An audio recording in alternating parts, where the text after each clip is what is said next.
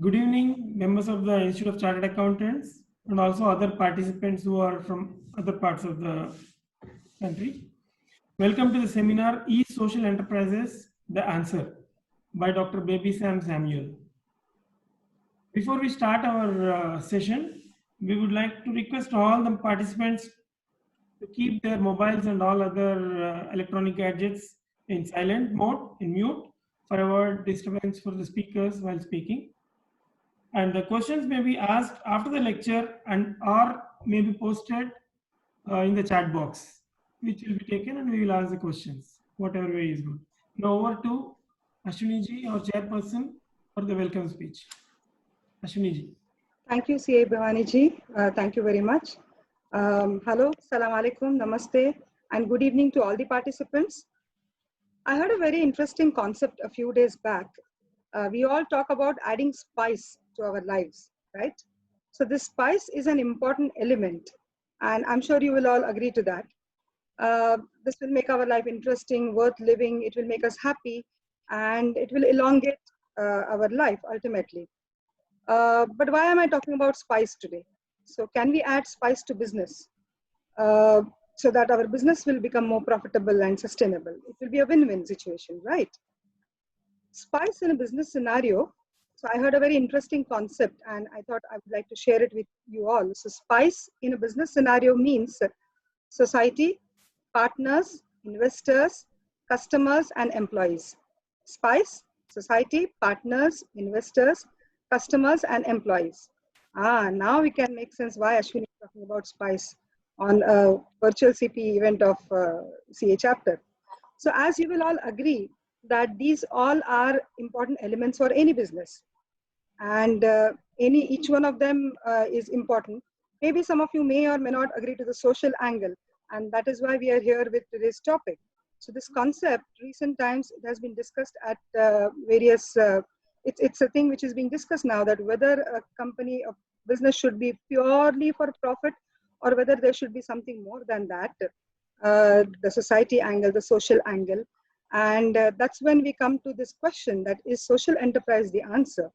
And of course, even when we approached Dr. Baby Sam and this topic was the topic to be taken up, I also Googled the exact meaning of the term society, the social enterprise, and he will definitely enlighten us more about that. And we will hear from him about this concept. Just before I hand over the proceedings, yesterday we have sent an email to our chapter members about the annual report for the chapter as well as the AGM notice. The AGM will be held on 1st of July. In case any members have not received this email, then please let us know on our muscat@icai.org email ID. And you need to update your correct email address in the mobile app of our chapter. We will also have election for one of the casual vacancies that has been created on the managing committee. And coming up, we have two interesting, two more virtual CPE meetings coming up in this month. One on corporate frauds and role of chartered accountants by one of our past presidents, C. Amarjit Chopra ji, and another one which is artificial intelligence related.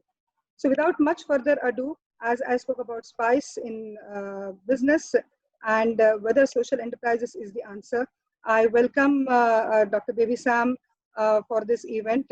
I welcome all of you members and hand over to CA Sajeev Surendran, Treasurer of the chapter, to introduce our very eloquent speaker and take forward the proceedings. CA Sajeev. Thank you, Ashwini ji. Dr. Baby Sam Samuel is an entrepreneur, mentor, consultant based in the Sultanate of Oman. He is the manager of Intertech LLC and organization mentor for Trefoil Advertising SAOC, and also act as a business advisor for startups in Oman and world across. He is also active in the education system in Oman, especially he is the president, chairman of board of directors, Indian schools in Oman. He is a vice chairman of Knowledge Oman, the largest voluntary organization in the nation. He is involved with higher education institutes as an advisory committee member and he is a member of the Standing Committee under the National Council of Teachers Education, NCT, a Government of India enterprises. So he is also a social entrepreneur and is a founding president of Anjappam, a social enterprise based in Kerala. I wish him all the best. Thank you so much, Ashwini ji. Welcoming Dr. Baby Sam Samuel, all the very best. Handing over to Baby Sam Samuel. Thank you for the warm introduction, Mr. Sajeev. Thank you, Ashwini ji. Thank you for setting the grounds for this evening with the spice. And welcome, Bhavani sir. I'm greatly honored for hosting me today evening. And I do understand and acknowledge the very fact that I'm conversing with some of the best brains in the country. Thank you so much once again. I'm grateful to be here today to share perspectives on how we can bring in purpose and impact to business. So we'll have a presentation on board. I'll be sharing the slides right away. What we will do is, like, after 10 slides, we will take a short break and check on with the attendees on, is the pace fine? Am I able to communicate and engage properly? So we get a feedback and then move further. And at the end of the session or at the end of the presentation, we can have an engaging, interactive conversation, and looking forward for that. So just give me a second while I share presentation, please. You need to enable my screen sharing. It's disabled at this point.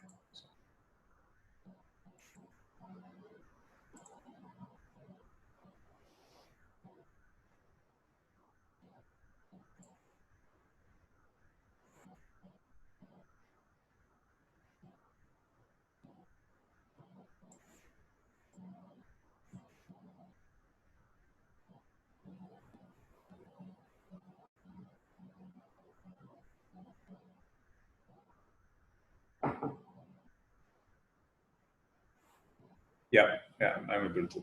Thank you.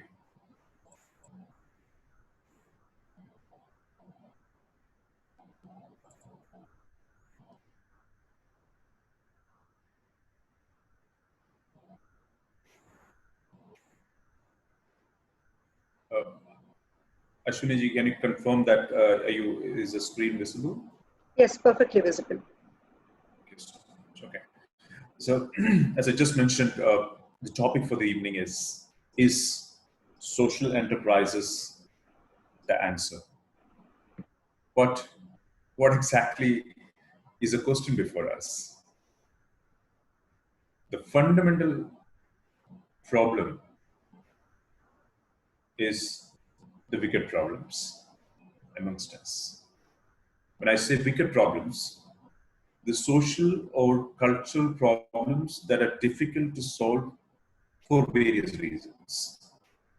It could be incomplete or contradictory knowledge, the number of people and opinions that is involved in that problem or the challenge. It could be the large economic burden, or it could be the interconnected nature of these problems with other problems. So a wicked problem may have innumerable causes. It's tough to describe and doesn't have a right answer many a times. Let's look at some of the social challenges that remains unsolved, or some of the problems that we're quite aware of. I'm just listing few of them for a discussion standpoint, or to get us to understand what are the kind of severe and serious challenges that we have in front of us.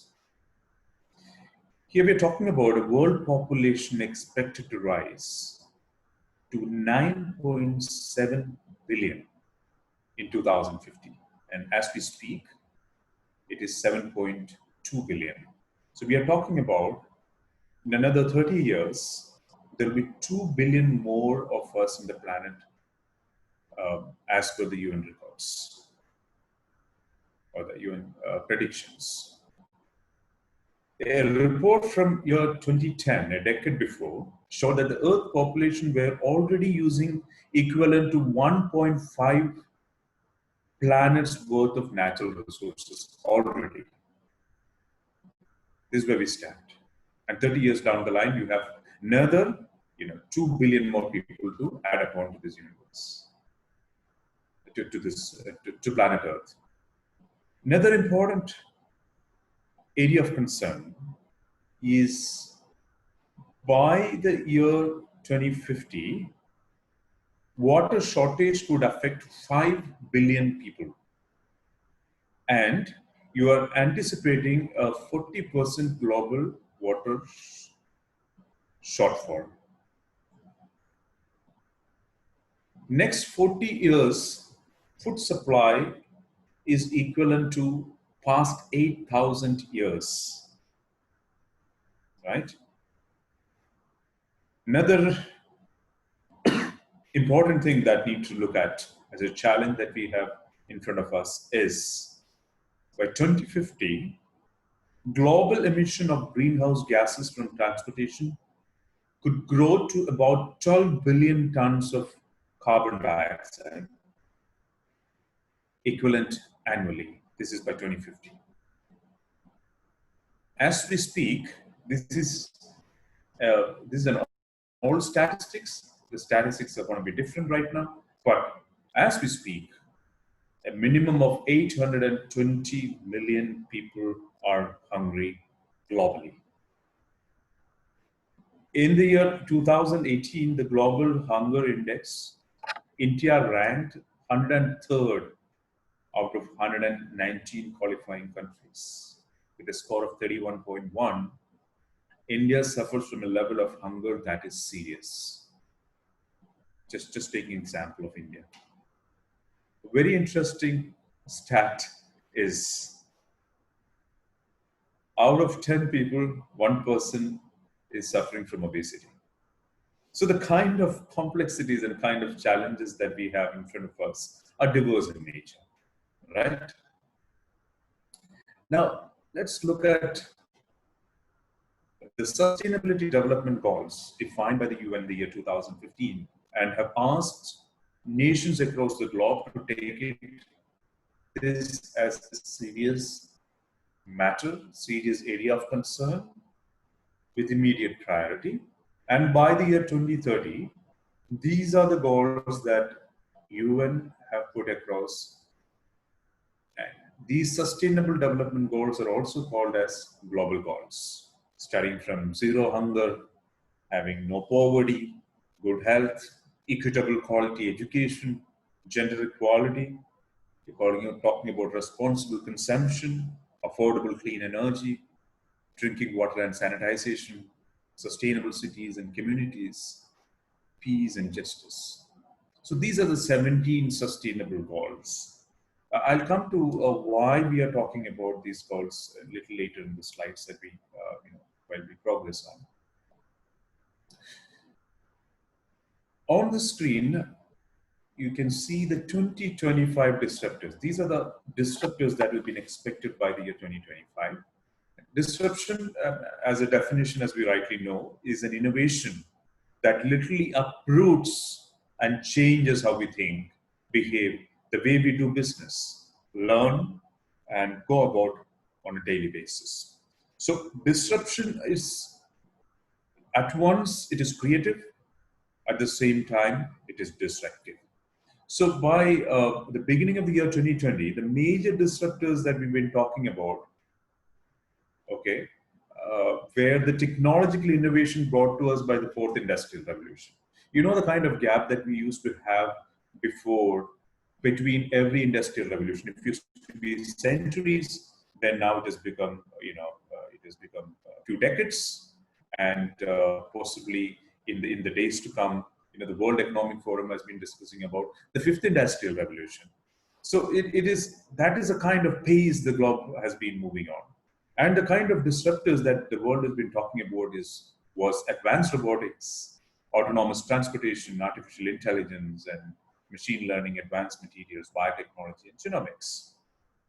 But This year, we have met the biggest surprise disruptor of the century itself, COVID-19, a pandemic unprecedented in the globalized world, with the world at large is grappling with this pandemic. And name it one domain which has not got affected because of this disruptor or because of this pandemic. So this is the background in which this topic is being discussed today. All right? Moving further, why, or let's just before even why, what is social enterprise all about? Now, this is not a terminology which is definitely not new to any one of us who's sitting out here, but why we are revisiting this terminology is basically because of the relevance that brings in, that this particular domain, this particular topic brings in, and in an era which is unprecedented. So a social enterprise is an organization that embeds in its core strategy and business model a social or environmental mission. So in simple terms, let me repeat this again. A social enterprise is an organization that embeds in its core strategy and business model a social or environmental mission. So it facilitates majorly three different elements. One is social innovation, means new ideas that meets unmet needs. We're talking about a social change in its attitude, awareness, and action, and social betterment, which we are talking about measurable progress. Now, furthermore, to explain, social enterprises use the power of business to pursue social missions, creating models that align financial performance and social impact.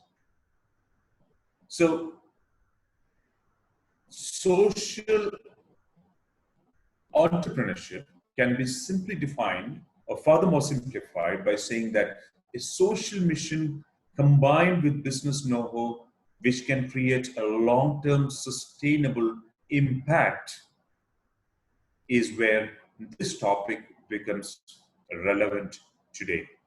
Now, how does a conventional entrepreneurship is different from a social entrepreneurship? Here, what happens, what it does is that it exploits the entrepreneurial zeal of the founder of the organization, combined with business methods, and use them to solve problems and create social change. So this is how it is fundamentally different from a conventional entrepreneurship to a normal entrepreneurship.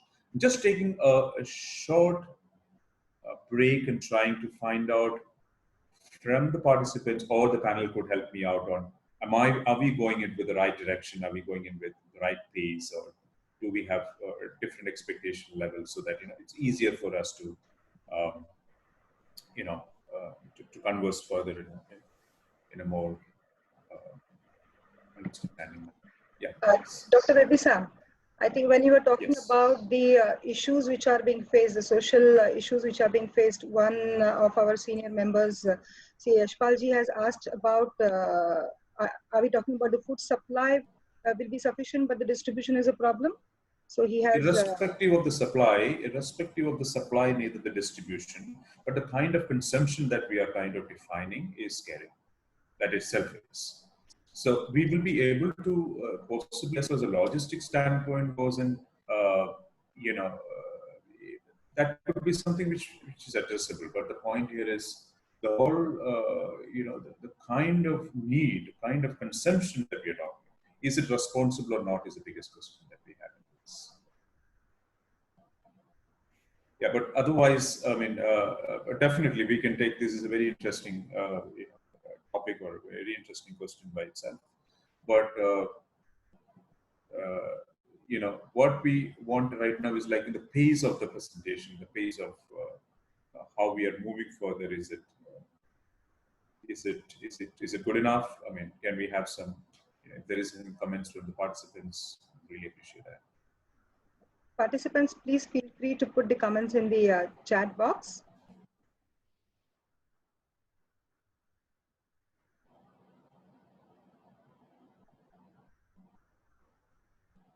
Yashpal ji is asking whether you're talking about. I'll come to that topic Sure. definitely. Yeah. Sure. So I will leave it to you to take it up as you would like. You're able to see the chat box, right? Yeah, I'm able to see. Okay, fine. So no comments per se. So I think We'll continue. I think. further, Yeah, we'll continue, further and you on. can address it Sure. in the All right. flow that Okay. you planned. Thank you. So, that's good. Okay. Yeah. So conventionally, we used to be aware of two different types of organization. One is charitable type of organization. The other one is a commercial model of organization. Social enterprises fit in right at the middle. Okay. They are neither charitable in nature, neither commercial in nature, not totally commercial in nature. So they're sustainable non-profit social businesses. This is what we technically call the social enterprises as just.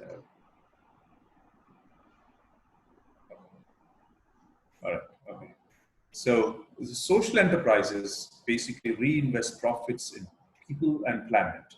At least 50% of the revenues from the business trading activities and at least 50% of the profits are reinvested in the company's mission. So social impact has to be, very importantly, should be achievable, should be measured, and it should be proven. Now, let's understand this a little more in detail. Social enterprises is an independent and self-sustainable organization whose primary purpose is measurable impact. Like an NGO, it has a social mission, but like a business, it generates its own revenues to cover its cost. Now, we also need to keep in mind the very fact that social enterprise is not a non-profit. It is at the same time not a charitable organization, or neither it's not a pure business. Okay. Now, we will try to understand social enterprises with 4 examples today, 4 different organizations. I'm not getting into the details of how these organizations operate. I will leave it for further reading onto it, or some of you might be well aware of some of the organizations that I'm kind of trying to cover today. First and foremost, we have tried to look at this organization called Me2B. Me2B is an organization which was launched in the year 2016 by 2 Canadian brothers, and that's grown very rapidly, now engaging millions of consumers and beneficiaries across the world. This is, I would say, one of the most successful and impactful social enterprises of this generation. Is a social enterprise, Me2B is a social enterprise that provides fair trade products and global volunteer trips to a mostly millennial audience. It also do have an online shop which supports local artisans across the globe, and they give basically a platform for them to ensure fair trade. Now, what this platform brings in, it has an innovative track your impact concept, which brings technology to social impact and allows consumer to enter a unique code from Me2B products to transparently see where and how exactly the funds from their purchases are changing lives. So this is a very innovative concept or a very innovative model that Me2B has brought into place. We also know one kind of a similar organization, which is TOMS. I'm sure most of you know about TOMS, and that's the reason why I didn't take the storyboard of TOMS in here for this discussion today. But TOMS is one of the most widely known social enterprises. The next one that we will look at is Grameen Bank. Mohammed Yunus launched Grameen Bank in the year 1976 in Bangladesh, which is otherwise known as the Bank for the Poor. I mean, we all know that Mohammed Yunus is a Nobel Prize winner, and for his role in founding Grameen Bank. Started by providing small loans and banking opportunities to small business operators around the globe, mostly in Bangladesh, without requiring collaterals. That made them different. As of December 2018, it has 9.8 million members, and the most interesting part is that 97% of whom are women, the customers of Grameen Bank. With around 2,568 branches, Grameen Bank provides services in 81,677 villages, covering more than 93% of the total villages in Bangladesh. And as of today, as of now, it has dispersed over $24 billion among 9 million borrowers. So it's yet another example of a social enterprise. Now we will look at an organization called Ashoka by Bill Drayton. Bill Drayton is considered as a godfather of social entrepreneurship. And he has done a remarkably great job in bringing the term social entrepreneur into the mainstream. And since 1981, his organization Ashoka has been supporting leading social enterprises around the world. Ashoka currently have a formidable network with 3,500 fellows from 92 different countries. And ultimate goal that it has in place is to build a world where a person has the power and ability to contribute towards making positive changes in the world. They also have a youth focus, a committed to working with and influencing the younger generation, and even putting them in charge of different initiatives. So, these three organizations that we've seen, Me2We, we have spoken about a bit on Tom's, Ashoka, and Grameen Bank, is that these organizations merge passion with purpose to create an impact, to create a value. You have heard of that age, give man a fish and you feed him for a day. Teach a man to fish, you feed him for a lifetime. So this is a fundamental principle in which social enterprises works globally. The aim is for a long-term sustainable impact. So this is yet another thing that differentiated thoroughly from any kind of a charitable organization. Now, I would like to introduce a concept to you, which I've been privileged to work with over the last couple of years, as 2-3 years, as in various capacities.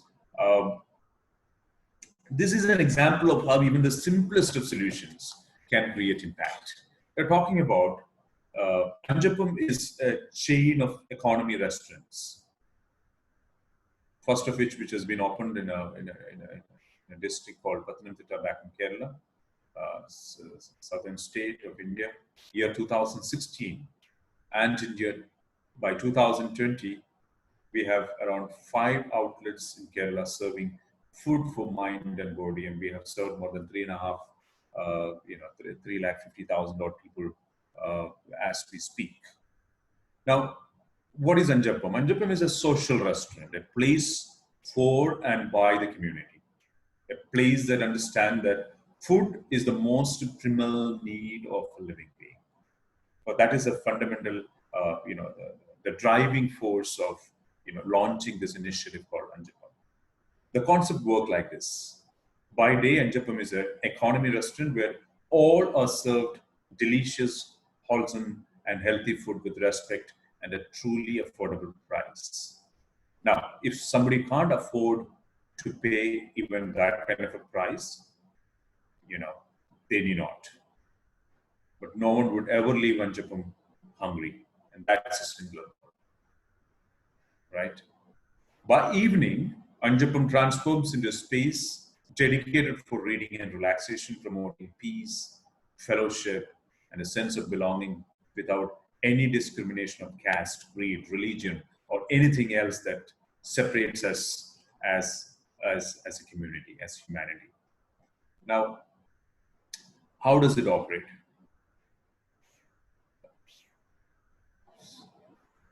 Anjapam is unique because it pays forward your kindness to those in need of a meal for the body or the soul.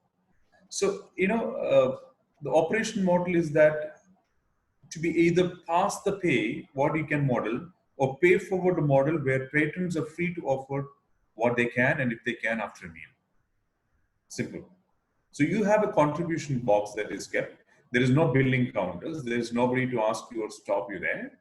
And any money received is given back to the society through food and services. It is also used to meet the running expense of the establishment, like the rent, the staff salaries, raw costs, raw material costs, transportation, and the likes.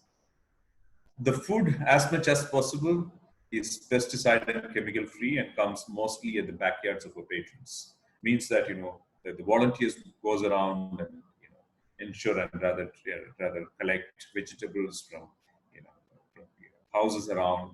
And in turn, what happens to those people who kind of sell the vegetables? You know, they kind of give away the middlemen, or they break the chain of middlemen rather before going into the market. The volunteers of Anjapam collects the vegetables so that the price is on lower end, and also ensure that you get a chemical-free, pesticide-free, you know, food on board.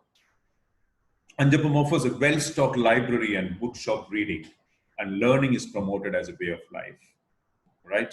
Anjapam also acts as a venue for social, cultural, and even personal interaction.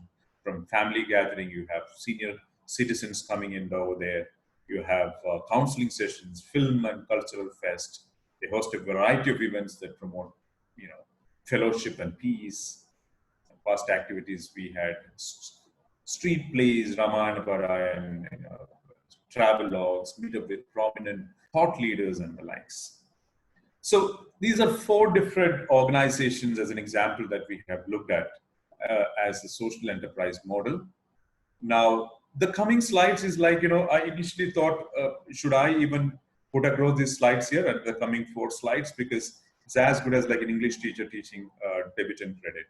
So, but, you know, since business method is important element in social enterprises, one that differentiated from any kind of a non-profit entity or charitable entities, you know, how do we understand how entrepreneurship work in general?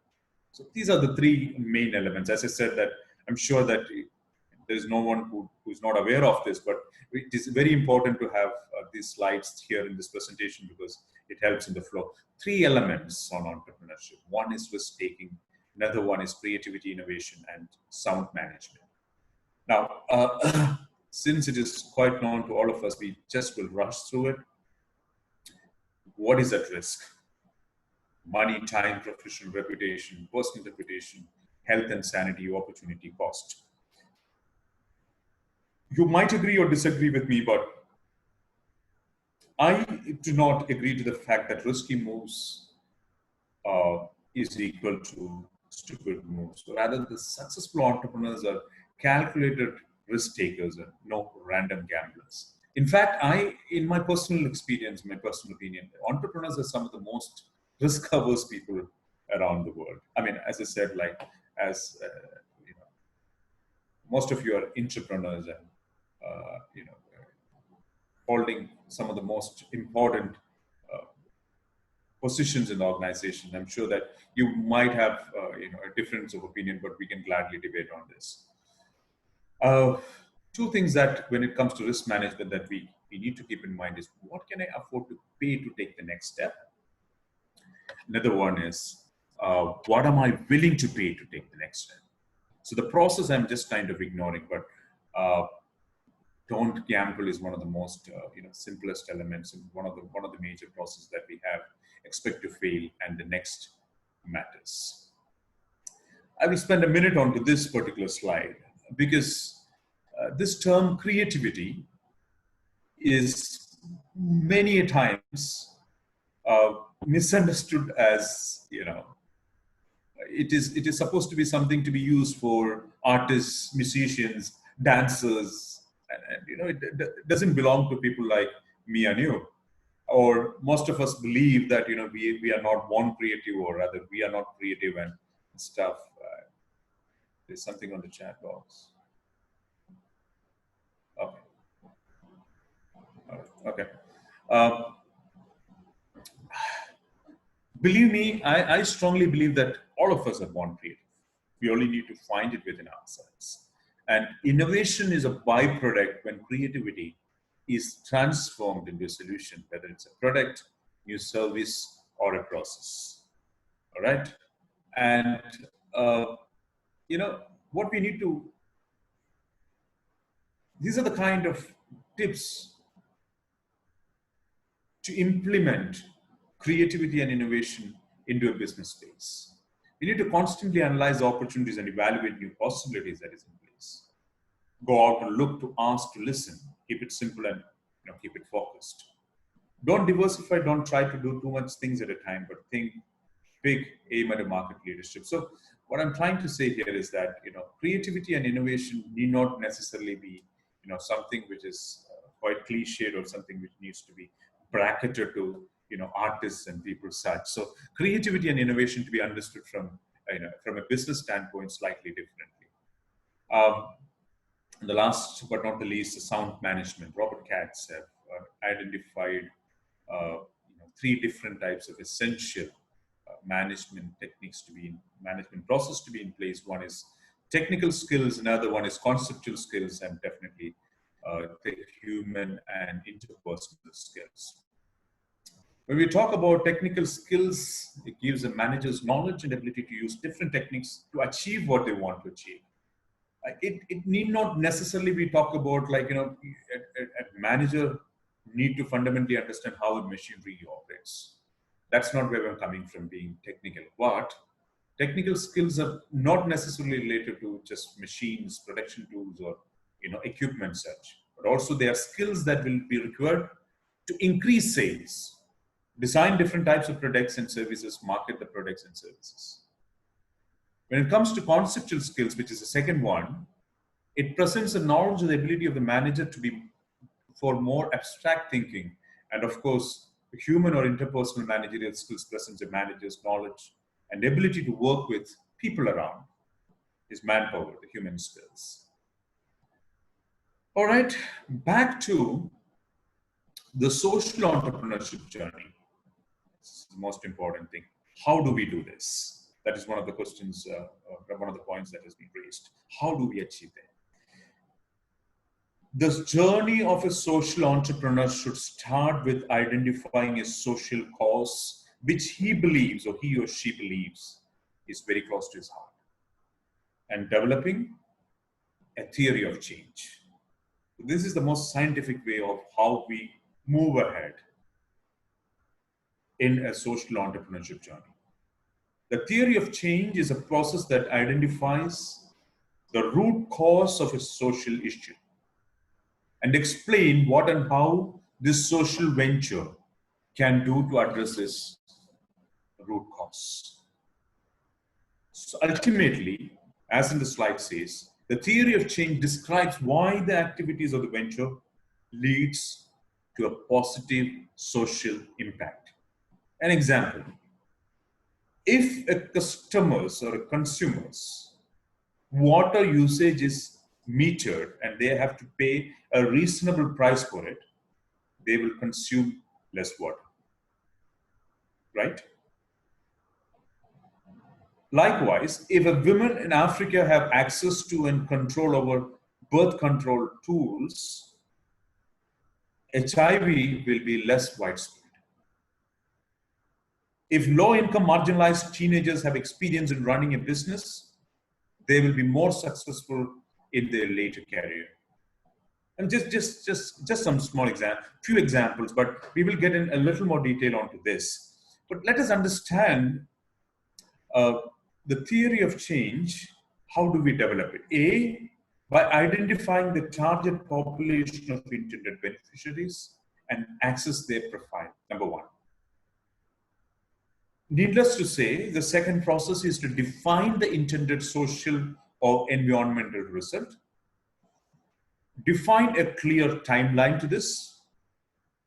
Fourth one, develop strategies and plans and to identify the required budget and resources needed. Fifth, analyze the facts on the ground, potential challenges, potential impact on other stakeholders, and test again the assumption made in the theory of change. This is where we begin, all right, as per a social entrepreneurship course. Now comes social impact value chain. This impact value chain is a tool that illustrates how the entrepreneurs or the enterprise's activities lead to the desired outcome, and it creates long-lasting, sustainable impact. So the impact value chain builds on a theory of change by articulating the relationship between your input, output, outcomes, and impact. So inputs are the resources used to operate the organizational activities. For example, money, people, facilities, the kind of equipments that is required. Right? Activities are the core or the primary activities of the organization. Outputs are the measurable units of production created by the activities. And of course, then it needs to be aligned with the larger goal.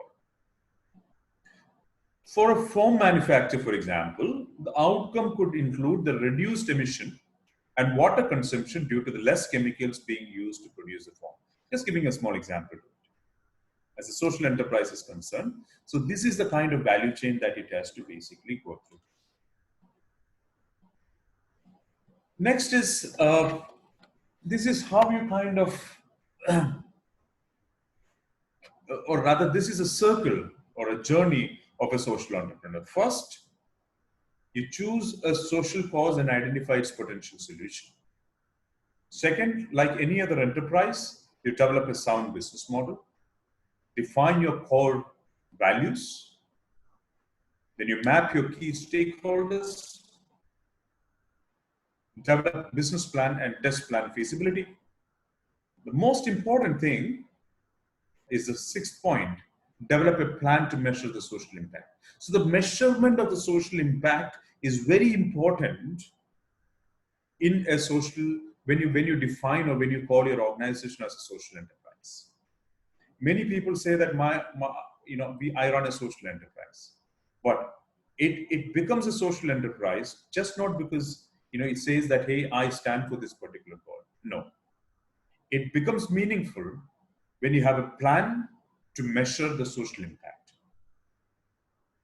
Naturally, like any other organization, define the legal and the corporate structure, fundraising, funding, scaling and growing, and the chain and the circle continues.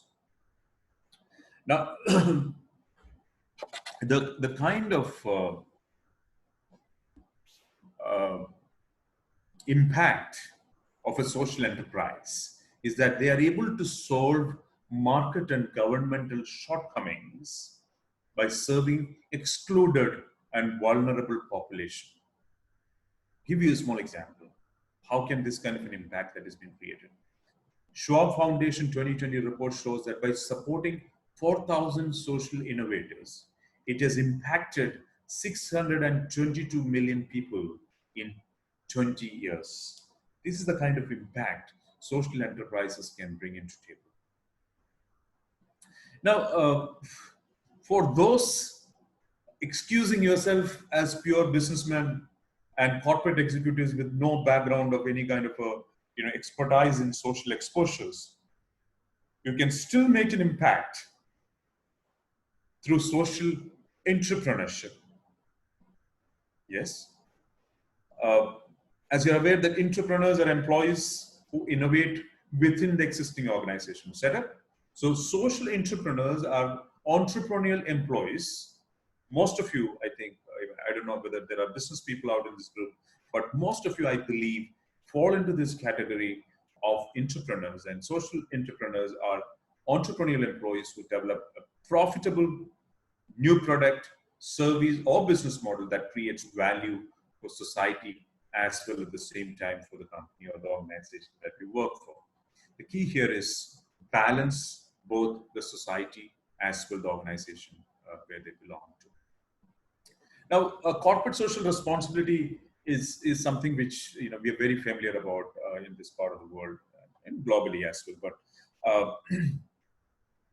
even the corporate social responsibility do have a potential for social impact.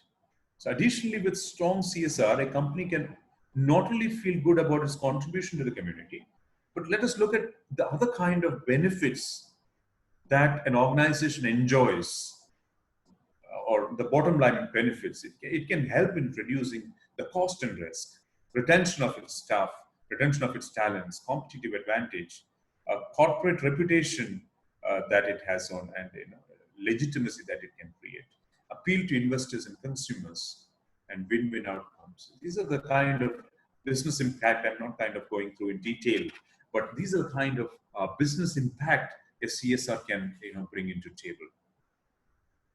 All right. Now, let us look at this particular slide. It's very interesting to me as well. Like research and consulting firm,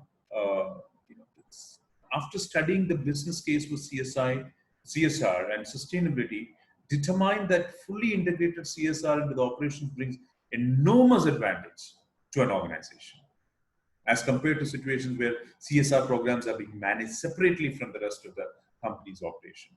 So it also says that it can potentially increase the market value of a company up over 6% over a 15-year period by having a proper CSR in place, or up to 40 to 80% higher than peers and competitors' market value for companies with strong relationship with stakeholders. Now, the winning strategy looks like this. A company identifies areas of social impact that fits with its core strategy, products or services and operations. B, it makes a commitment, dedicating resources to those social impact projects that are important to the organization, manages and measures the social impact performance with clear key performance indicators, and of course, connect and engage with its stakeholders. I'm coming to the last few slides of this presentation. The recent study which says that the average attention of an individual has been minimized to 3.5 minutes. So, globally, academia is kind of, debating and deliberating on the fact that, the classroom time should be kind of changed to 20 minutes or to 25 minutes. So, the long presentations, long speeches have kind of lost its charm long ago, and thanks to social media. So I'm just trying to, try to make it, as simple as possible, but then we will try to engage on more of conversations as a previous request. What do we need for social change? We need an alliance between the bees and the trees. The bees are smaller organizations or individuals or groups who have new ideas and are mobile, they're quick, and they're able to cross-pollinate. And the trees are such big organizations like the government, companies, or big NGOs, which are poor at creativity, but generally good at implementation, and which have the resilience, roots, and scale to make things happen. So both needs each other, and most social changes comes with the alliance between these two. So it's very important, right? Barriers to social change. I will just spend a minute onto this and then move on. The first is efficiency. In the time of pandemic, this is something which has been seriously discussed across. The focus and demand on efficiency is such that even short-term decrease in performance is not being tolerated today. Okay. In the case of social change, there is usually a transition period during which they, things you might find it that it's getting worse than better. So in fact, COVID-19 has shown how this focus on just-in-time efficiency, has created a complete disruption of the supply chain. It's an area of debate. I think, it has to be taken up separately. The second barrier of change is, of course, the people's interest. The beneficiaries of the proposed change and the current beneficiaries of the skewed system, both are likely to have pre-existing interest and may fear the instability from the change that it can bring. So the risk of change will appear great compared to the benefits of the continuity. The third barrier is the minds. Any social system comes to be solidified within people's mind in the form of exemptions, values, and norms. The more the system appears to work, giving people security and prosperity, the more its norms will become entrenched as part of people's very sense of identity. So it's yet another important barrier of social change. The fourth barrier is relationships. The personal relationship formed, over favors and debt in big factor, it's a major factor in getting things done in a stable system. But in a new changing environment, these relationships could even invert radical change as we speak. So, as I said, this is one challenge with the virtual engagement.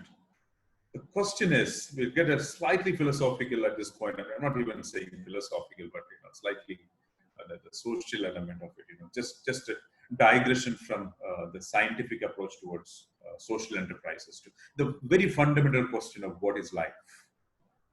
All right. I lived 95 years in this world. Can we call it as life?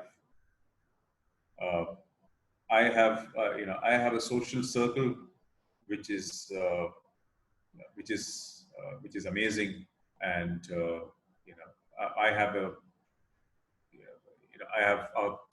throw parties. I have parties across happens on a regular basis, and I know every single person in my community where I belong to. I am part of the chartered accountants organization. Can we call it as life? I have an A+ grade in every single subject that I have covered till today, and I've come out of flying colors in every other subject that I have kind of covered. Can we call it as life? I've got an Oscar award. Can we call it as life? Achievements. I'm the Chief Executive Officer of Google Inc. Can we call it as life? I have done skydiving and climbed Mount Everest. Can we call it as life?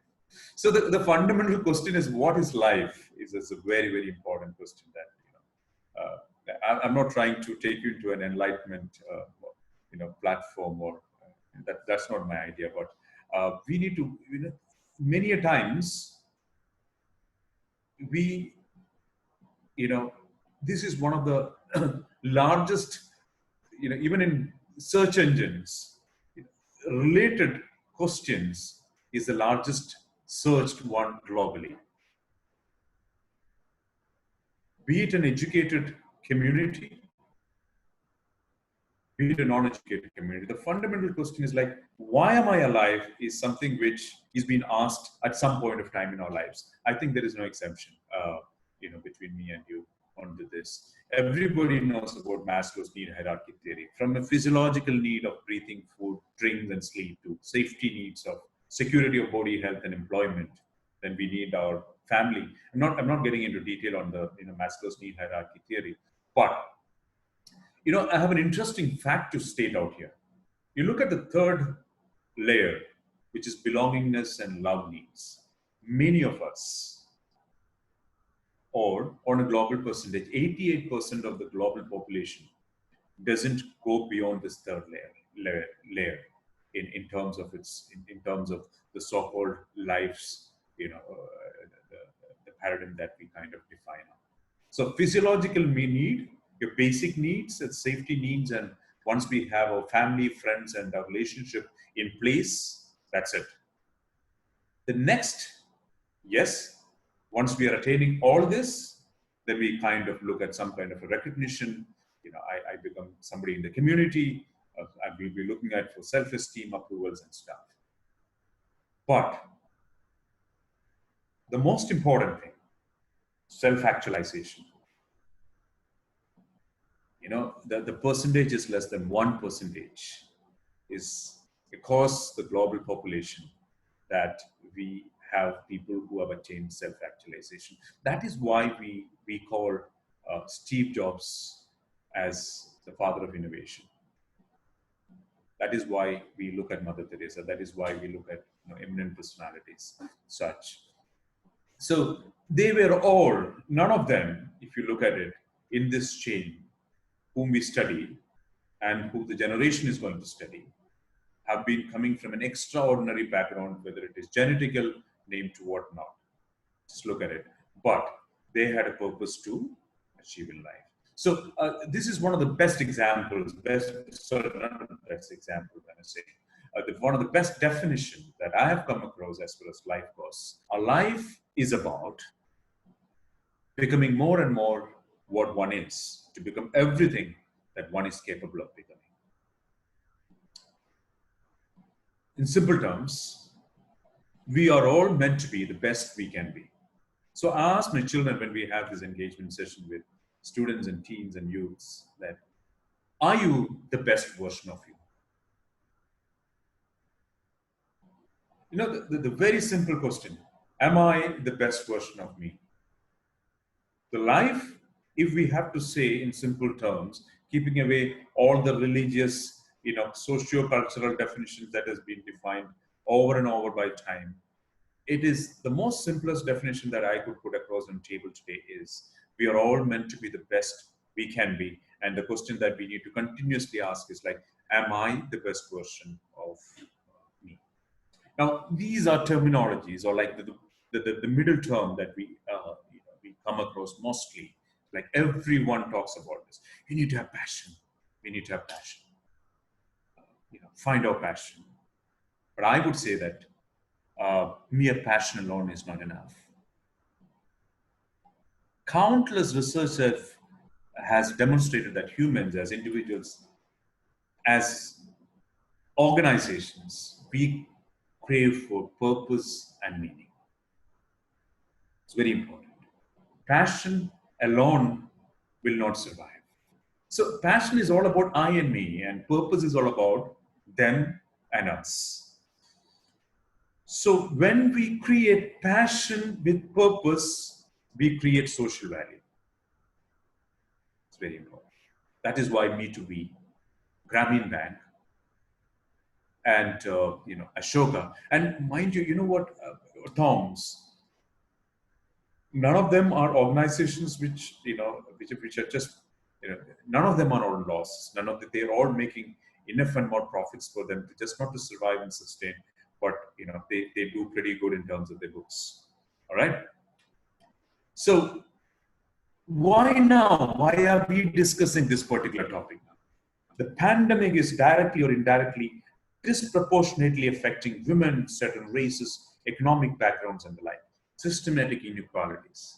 The pandemic has brought to light the many systematic inequalities that exist in our society. Just consider the migrant workers crisis in India. Look at the kind of migrant workers crisis in Gulf, in Oman. The lack of equitable access to online education among the poor people. I mean, this has been covered by and large by the medias these days back in the country. Poor in India with no access to even television. The plight of minorities across the world.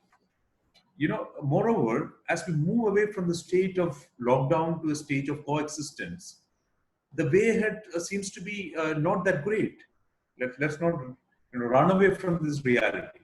The economic fallout from the crisis can push 500 million people into poverty. So 830 million was what we've been talking about in the previous slide. That's why I said like that stat is something which is okay, which is scary, but this is the kind of the new stat that we have on table at this point. It can destroy the livelihood of 1.6 billion workers. That's half of the global workforce. Social enterprises have historically demonstrated sustainable models to build inclusive economies. That is why we are taking this topic with utmost seriousness as this evening. Now,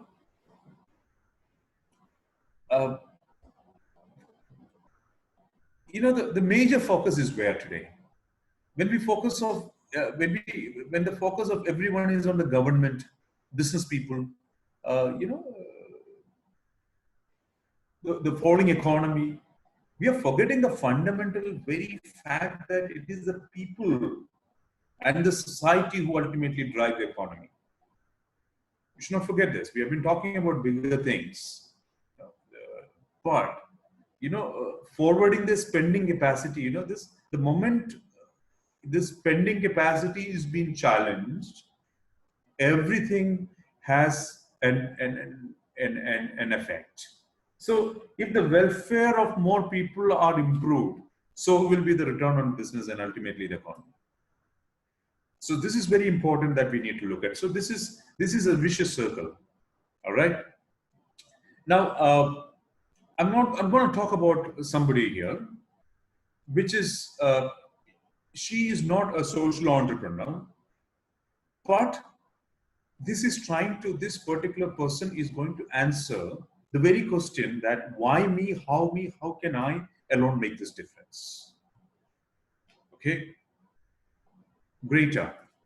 We all know it, and I know that she's becoming cliche these days. Greta is becoming prominent in today's discussion is because a 16-year-old Swedish teenager, Asperger's syndrome, selective mutism, and obsessive compulsive disorder. This is Greta protesting last August outside the Swedish parliament against inactions of government in climatic change strikes on Fridays. This is exactly 1 year down the line, millions joining her, protesting across the world, striking from the schools, inspiring to her organization, Fridays for the Future. So this, in just 1 year, she has changed from a selectively mute autism spectrum teenager into a global change maker. And her voice has been heard across this platform, be it to the United Nations, to the World Economic Forum, to whatnot. And the year last, she has been named the Times Person of the Year. As I said, Greta's Friday for Future is not a social enterprise, but this is a great example of what one can achieve if we only start. So the point, the moral that we kind of take from Greta today is that, be the change that we wish to see. We have been talking about social entrepreneurship right now, but let me tell you one thing. Let's not think that social entrepreneurship is something which is not much heard in this part of the world, but is something which can be very fancy in nature. Not really. This is the largest movement in the history of the world. Only thing is, this is not organized enough. In the early 2000s, entrepreneur and activist Paul Hawken came to an astonishing conclusion that what we are witnessing, the rise of the social purpose organization in the world, we are in the middle of the largest social movement that the world has ever seen. The largest social movement the world has ever seen. Made up to at least 1 million, maybe even more. We are talking about, this is start of year 2000, 20 years later.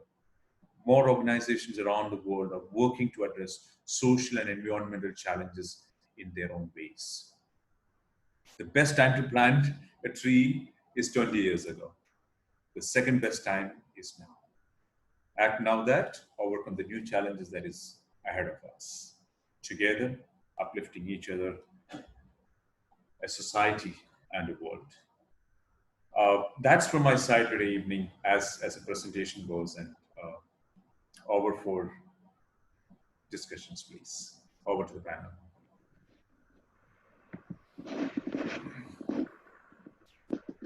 Yes, so we are open for questions. There is a Q&A tab where the participants can type their questions. Or you can raise your hand, or you can type it in the chat box. Indeed, a very interesting discussion. By the time before people are coming along with their questions, One of your slides, Dr. Baby Sam, it talked about life being an age and how we should make a difference and all that. It immediately reminded me of one of the Bollywood dialogues. In the very famous movie of Anand, where he says that Babu Mashai, Zindagi badi honi chahiye, lambi nahi. So I think that is what we've been talking about, how to make a difference. How to make a difference, that is what the social impact, and how can we make our lives more meaningful by doing this. Yeah, Ashwini, I totally agree. But see, most of the people that I've come across on a good conversation that I've asked this question, like I ask this regularly to me, and I can definitely say I'm not the best version of me. But let's ask this question to ourselves, like you have versions 1.0, version 1.2, and where do we stand? Let's say that in a scale of 1 to 10, and this is our capacity to the max. And technically, I would say most of us fall less than even 5, because we do not spend a lot of time to look within us to understand what our potential is, or and we look at the Maslow's need hierarchy theory. We are contented with, once we have a good job in place, once we have once we are good with our shelter, we have made a good house, we have children, family is there, and that's it. That's the end of the story. So we are good with that. Then we are only bothered about only one thing. I'm not saying which is not good or bad, is that we are only bothered about our children and their future, and that ends the story. Yeah. But we are beyond all that as an individual, as a human being. That's what I was trying to say. We have a question here. So our one person, gentleman, is asking, what are your thoughts on the exploitative nature of capitalism with respect to social movements and change? Is it on?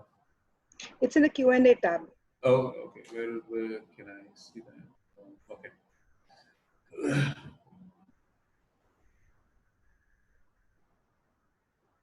Oh, that's quite an interesting question. Yeah. I don't know whether I'll be politically right to answer that. Yeah, well, everybody. I mean, as I said, like everyone has a role in this challenge that we talk about, like the exploitation. But whether can we even just blame? I mean, I would like to go it from a grassroots level, than just putting across this whole thing to just a particular the model that we have in place, whether it is capitalism or whether it is socialism or kind of a stuff.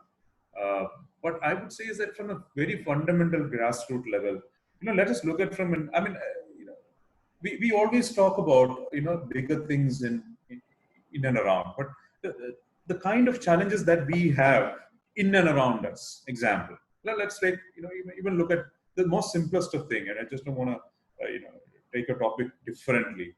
The kind of the migrant workers challenges that we've kind of faced in and around us today in the last 2 to 3 months, that we kind of, how much is it kind of touching us? How much is kind of how much are we able to address these kind of challenges? So exploitation happens in and around, and social movements and changes is something which I was trying to put across today. Whether we, is a challenge to create social enterprises, social movements, social mindset to be built up, developed to address the kind of small and the kind of challenges, whether it could be pollution down to a migrant issue. So the issue that is very close to my heart for me, the greatest. I mean, let me put it from my angle. It's like 4 years back, I believed the one major issue that I strongly believe that needs change was that poverty needs to be eradicated. Forget about even poverty. Like, there should not be anybody who should be struggling without having food. It's a basic need, yeah. imagine that I don't have, I mean, I can't have lunch today. Can I even have a conversation? There's no point. My fundamental need is to have food. That is why this thought has been shared among friends, and we could start a small movement called Anjapam. 3.5, 3 million over people could be served. We never knew. We didn't have any kind of a capital in place. We just started off with around 15,000 rupees, INR. And but people believed in the concept. People started contributing to it initially. So what I'm trying to say is that the causes that is very close to your heart. Today, if you ask me, I have a more serious cause in place. That serious cause in place is apathy. Apathy. We are not concerned, bothered about anything that happens around our community. And do you know that this decade that has just gone by is the most apathetic times in the history of the humankind? So, I mean, the basic thing what I would try to address here is like beyond going into the economic bracket that we fall into. Exploitation happens, no questions asked. Exploitation has been there from the day one, uh, from the time that mankind has started spreading out. So, but what is our response to this kind of exploitation? Is what I think it makes more relevance to this evening. Yeah, we have a question here in the chat. In our daily lives, what all we can do to improve the life of the downtrodden community?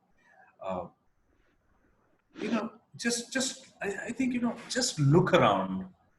I mean,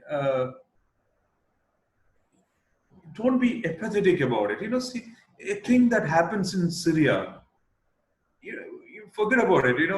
In the month of December, we've been talking about coronavirus, but it was only an issue for China then.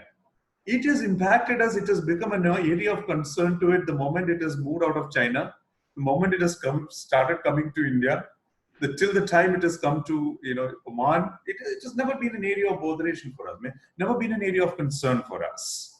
All right. So what I would say is that the first and foremost thing that we need to do is that just spend some time understanding why do I survive? What is the whole purpose of my existence? I mean, sorry if I'm being again philosophical, but I think this is the fundamental grassroots level.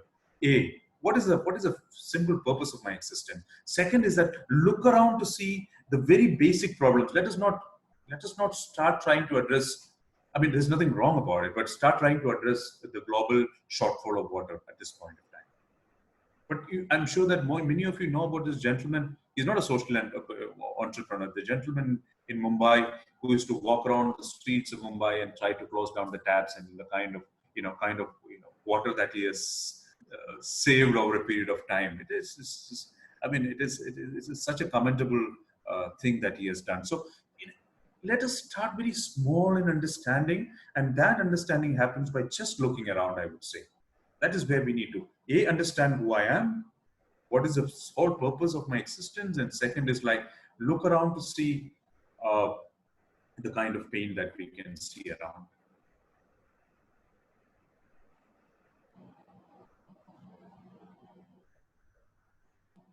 See, to address this question of what is the best, as one of the factors you mentioned, that the measure for impact of social enterprise, what is the best method to measure the social impact? You see, there are various methods of doing the measurement of social impact per se, but this is the whole thing. First is like you need to define the theory of change. Then this is where you kind of define the social impact value chain. This is a process by which you kind of define it further. I can the kind of inputs that you kind of put across in place. Then what are the kind of activities that, so if you put these into the parameters, if you can put it across into this bracket, you can clearly define the kind of impact that it can bring into place. Yes. as I said, like give you an example. Like, we've been talking about this foam manufacturers. The foam manufacturer, what happens is like the outcome for him includes the reduced emissions and water consumption. What happens to a foam manufacturer? The basic idea of if he is going to be a social entrepreneur, two, three things that he has to keep in mind. One is the kind of less chemical that needs to be used. A reduced emission is one of his major challenge. And if he's saying that I'm going to be a social entrepreneur and I'm a foam manufacturer, and the water consumption. In addition, the company can count the related cost savings and less carbon emitted as a result of additional energy consumed in recycling as well. So outcomes are always expressed as a change, an increase or a decrease of some factor. Often the enterprise is not capable of measuring the changes in outcome, but has some idea about the outcomes it desires, the social benefits, and can define the measures outcome that are good outcome that proxies. So a proxy is a metric or a statistic used in social science surveys. When we kind of define this kind of impact and other research as an approximation of a desired measure that is infeasible or inconvenient to obtain. So, once we put across our parameters into this chain, the impact measurement becomes more easier.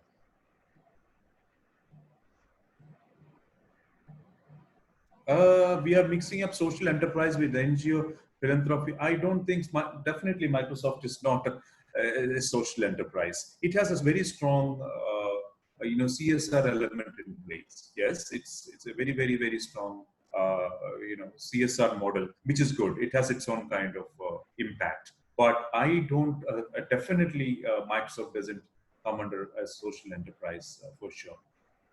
It has clear targets. It doesn't reinvest into social or societal based challenges. I don't think it falls under that category at all. There is a slide which says very clearly that some definitions, but this is very debatable because social enterprises, as I said, people try to define social enterprises in their own whims and fancies as well. Let me take this slide. At least 50% of the revenues from the business trading activities, or at least 50% of the profits, are reinvested in the company's mission. Once you do that, is where you can say that they are a social enterprise. Or if it has achievable, measured, or rather it has a social impact, if it can be measured, then yes. So these three elements are very important. Yeah. Any other questions? Q&A.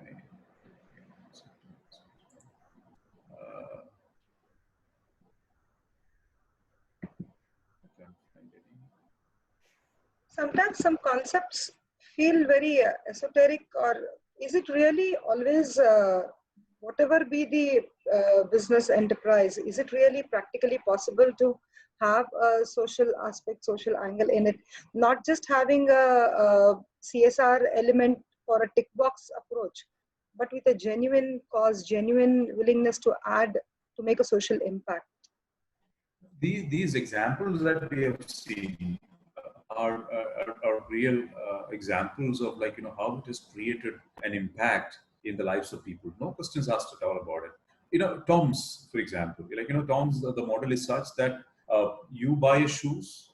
Let's say that you can buy shoes at $10, but if you buy a Tom's shoe, you buy it at $13. So they're very open about it.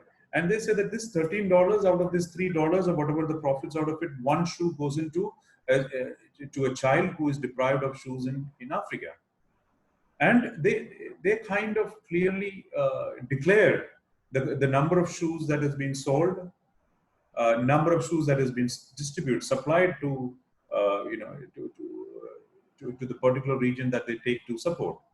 So this has been challenged. You would have definitely come across places where people challenge the integrity and genuinity of the kind of supply and match, and is it really a social enterprise? They make more profit than they are supposed to make it. They also started a spectacle division for them. Like, you buy 2 or 3. The moment it touches this many number of spectacle purchase, you kind of do an eye operation for a child back in, who needs to have an eye operation. So the social enterprise in its truest form is like that you are passionate about a social change. Okay, that's very important. And the moment you're passionate about a social change, then you define a theory of change. Okay, then you need to be, you need to measure the kind of impact on a very, very regular basis. What kind of an impact that this organization has created in this particular, value chain of changing this social cause, social issue. Yeah.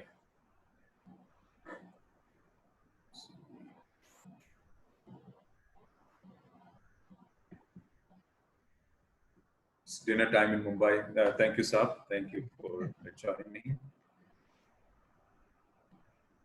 Okay. I think Sajid. Sajeev ji, you are on mute. Thank you, Samji, Dr. Baby Samuel, for the wonderful session. I think to sum up the whole session, I would like to quote one statement from one of your slides, which is, that the alliance between the trees and bees. See, I like that particular statement where, I feel if you follow that statement, the trees and bees, the gap between the rich and poor, the gap between, probably you can have, everyone will have that kind of a social entrepreneurship feel, or probably that kind of, mindset when we make. So then some sort of solution will come in place, and this gap probably, there is a solution will come in place, is what I feel. Anyway, thank you for the session, wonderful session. And I feel we had a good question and Q&A session as well. On behalf of Muscat chapter and the members of the chapter, I thank you very much for the wonderful session in the evening. Also, I thank College of Banking and Financial Studies, and also I thank all the members of the chapter who've been with us, part of this event. Thank you, Ashwini ji. Thank you, Bhavani ji. Over to Bhavani. Mute. Over to Ashwini. Sorry. Yeah. Right. So thank you so much. We really appreciate that. We are happy that you agreed to our request and came up for this session, virtual CPE meeting. If it was not the COVID times, then probably we would be having a physical session with you coming and addressing our members. And maybe we hope to do that soon enough. Let's hope and let's see when things open up and when we are able to do that. So with that, thank you so much. And thank you, Dr. Thank you. Thank you. Thank you. Thank you so much. Namaste. Namaste. And this is the certificate of Ashwini ji? Yes. The certificate we have here.